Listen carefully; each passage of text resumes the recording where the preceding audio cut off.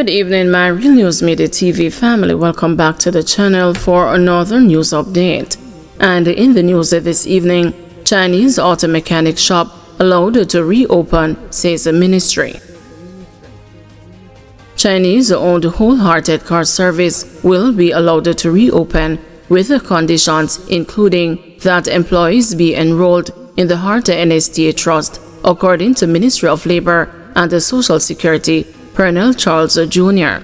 An investigation had been triggered into whether the operation was compliant with labor laws after it gained attention on social and traditional media.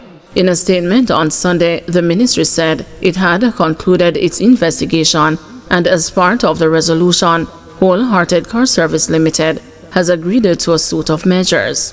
These include enrolling all employees in the Heart NSTA Trust program to acquire their prior learning certificates, establishing a structured apprenticeship program through the Jamaica German Automotive School in collaboration with Human Employment and Resource Training National Service Training Agency, Heart NSTA Trust, allowing Heart NSTA Trust JAGAS instructors to understudy the auto mechanics operation to ensure knowledge transfer and the skills development, submitting a list of all Jamaican workers, including their names, wages, and positions, along with copies of their fully endorsed employment contracts to the ministry within 3 months of reopening the garage. To ensure that these measures are instituted, the MLSS will continue to monitor implementation of the agreed-upon measures, conduct regular inspections to ensure compliance, and provide support and guidance to Wholehearted Car Service Limited and other businesses to promote fair employment practices, the release said. While welcoming foreign talent, Charles Jr. explained the MLSS emphasizes the importance of compliance with labor laws. We are committed to enforcing regulations and protecting the rights of workers. We will continue to work with the relevant agencies to ensure fair employment practices and prevent exploitation. JLP offers a $3 million reward for information on abduction of party worker. The Jamaica Labour Party is offering a $3 million reward for information leading to the arrest of those responsible for the abduction of party worker Lorna Robertson in St. Andrew on May 30, Prime Minister Andrew Holness has announced. Holness says that the incident is very troubling. We have been taking note of it. We hear certain squeals happening, and I am very hopeful that the police will eventually find a lead, because such a crime should not go unresolved, he said. We have decided that we will put up a reward for information of $3 million Jamaican dollars for information leading to the arrest of those persons who abducted our worker. He added, we do not intend to stop until we find out who are the people behind it, whoever they are connected to. Robertson, also known as Nikki, is a JLP election scrutineer. She was abducted while walking along Old Hope Road in St. Andrew. She is a resident of Swallowfield in the St. Andrew Southeastern constituency.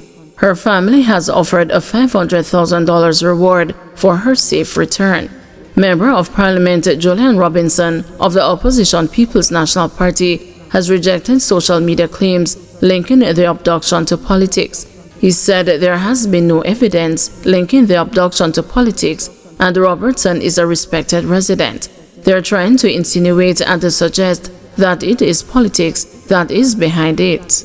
I knew Nikki very well, and I won't go into all the things, but I had a close relationship with her, Robinson said on June 8. Detectives assigned to the St. Andrew Central Police have not disclosed the motive. On June 11, a major search was conducted in sections of Augusta Town, according to the news. It is reported that Robertson was approached by a man who pulled her into a black Honda step wagon with fake license plates. The abduction was captured on CCTV. Superintendent Mark Harris, head of the St. Andrew Central Police Division, told the news that the vehicle was recovered a week ago. Blood stains were reportedly found inside, and the DNA samples were collected. Several individuals have since been questioned in connection with the case. Kingston barber charged with gun offenses following May shooting. The Denham Town Police in Kingston have charged a 20-year-old barber with multiple firearm-related offenses following an incident in the community on May 9. He is Jaime Bailey, otherwise called Puddy, from Rodney Street in Jonestown. He has been charged with shooting with intent, illegal importation of a firearm, illegal possession of ammunition, and making use of a firearm to commit a felony, according to a statement issued by the police on Saturday.